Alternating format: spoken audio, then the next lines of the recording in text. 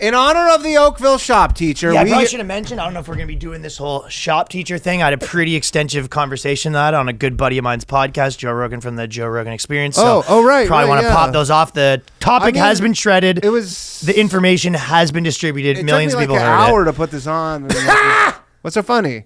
Oh my God! What? I don't know if you would get it. Sort of like an inside joke. Wait! I like Joe posted your on buddy the Joe. internet.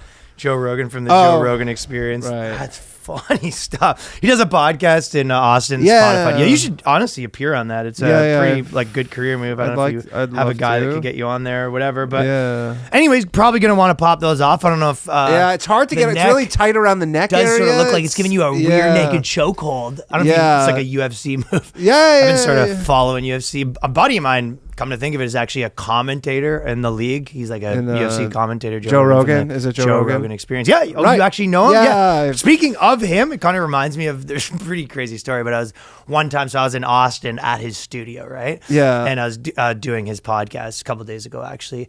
And talking about Joe Rogan reminded you about Joe Rogan? You know, you're a little aggravated ever since I did the Joe Rogan Experience. I don't know what has gotten into you, but I would suggest you might need a little puff.